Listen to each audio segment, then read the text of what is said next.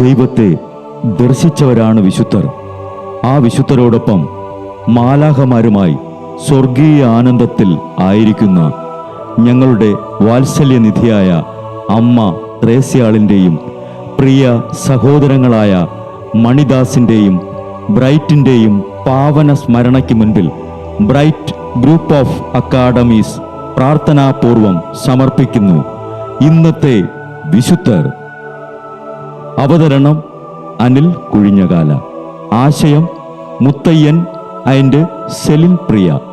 സംവിധാനം സ്റ്റെനി ആൻഡ് സ്റ്റെനിച്ച്. ഇന്നേ ദിവസം തിരുസഭ മാതൃകയായി നൽകിയ വിശുദ്ധരെ അനുകരിച്ച് പ്രാർത്ഥനയോടെ ആ പാത പിന്തുടരുന്ന നിങ്ങൾക്കേവർക്കും കർത്താവിൻ്റെ തിരുമുഖം ദർശിക്കാൻ കഴിയട്ടെ എന്ന പ്രാർത്ഥനയോടെ ഞാൻ നിങ്ങളുടെ സ്വന്തം ജസ്റ്റിൻ.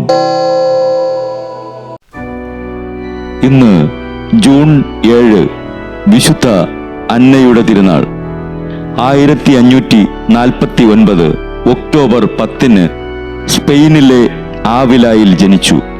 1572 ആഗസ്റ്റ് 15 വ്രതവാഗ്ദാനം നടത്തി. അമ്മ ത്രേസ്യായ്ക്ക് അന്നയോട് പ്രത്യേക വാത്സല്യം ഉണ്ടായിരുന്നതുകൊണ്ട് തൻ്റെ എല്ലാ പ്രവർത്തനങ്ങളിലും അന്നയെയും കൂടെ കൂട്ടുമായിരുന്നു. ആൽബെ ദെ തോർമസിൽ അമ്മ ത്രേസ്യ മരിച്ചതും അന്നയുടെ മടിയിൽ കിടന്നാണ്.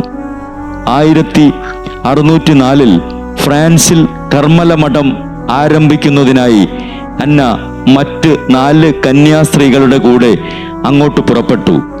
1612 ആൻവേഴ്സായിൽ ഒരു മഠം ആരംഭിക്കുന്നതിനായി പുറപ്പെട്ടു. തൻ്റെ അവസാനത്തെ 14 വർഷവും ഇവിടെയാണ് അവർ ചെലവഴിച്ചത്. അവരുടെ ജീവിത വിശുദ്ധിയും പ്രാർത്ഥനാശക്തിയും കാരണം നാട്ടുകാർ മുഴുവൻ അവരെ ആദരിക്കുകയും സ്നേഹിക്കുകയും ചെയ്തു. പരിശുദ്ധ ത്രിത്വത്തിൻ്റെ 1626 തിരുനാൾ ദിനത്തിൽ അവൾ മരിച്ചു.